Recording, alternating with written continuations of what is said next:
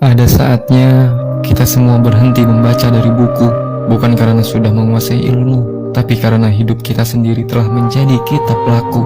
Ada saatnya lisan tidak mampu lagi menjelaskan, karena Allah langsung yang mengajarkan di ruang paling sunyi dalam jiwa yang paling kosong.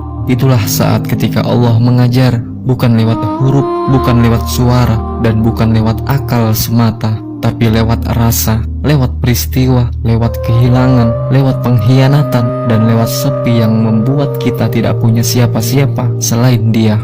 Disitulah kita merasakan kehadirannya yang membimbing bukan dengan kata, tapi dengan isyarat yang nyata. Seperti satu kejadian yang bisa menjadi pelajaran tentang sabar, seperti satu perpisahan yang menjadi pelajaran tentang tawakal, seperti jatuhnya air mata yang bisa menjadi pelajaran tentang makna cinta tiada bersyarat. Dan semua itu tidak diajarkan oleh manusia, tapi semua itu ditulis oleh Dia sendiri di papan hati kita yang tidak bernama. Dan kita hanya bisa berkata dalam diam, "Ya Rob, Engkaulah guruku, ajarkan aku membaca tanda-tandamu. Jangan biarkan aku sibuk mencari penjelasan hingga aku lupa bahwa Engkau sendiri adalah jawaban."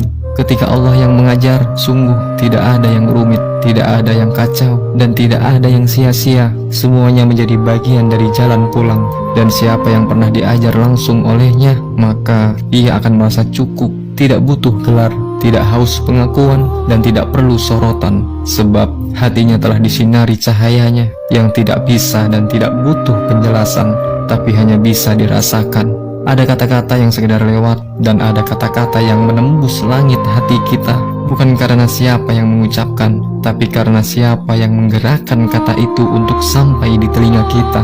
Kita tidak pernah tahu kalimat mana yang akan menggugah, tapi jika Allah yang mengirimkan, maka satu kata bisa membuat jatuhnya air mata. Kadang Allah membimbing kita lewat nasihat seorang sahabat, lewat pesan sederhana, atau sepotong ayat yang terbaca, dan entah mengapa terasa baru. Padahal sering kita lihat, kadang Allah berbicara lewat kalimat yang kita baca di selembar kertas, atau lewat lirik yang tidak kita sangka, namun mengandung isyarat makna. Dan lebih sering lagi, Allah membimbing kita lewat kata-kata yang muncul dari hati kita sendiri. Kata yang tiada pernah terpikir, tiba-tiba muncul di dalam jiwa. Diam-diam menegur, begitu lembut, namun sangat menusuk. "Berhentilah, kembalilah, tenanglah, aku bersamamu." Kalimat ini muncul bukan dari pemikiran, tapi dari kesadaran yang terdalam. Sebab ia datang bukan karena kita mencari, tapi karena kita sedang dibimbing. Dan itulah rahasia para pecinta. Mereka belajar mengenali bahasa Allah yang tersembunyi di antara kata-kata biasa. Karena bagi mereka, yang menghidupkan bukanlah huruf, melainkan nur yang dibalik huruf. Dan sekarang kita mulai percaya bahwa tidak ada kata-kata yang kecil jika itu dikirim olehnya.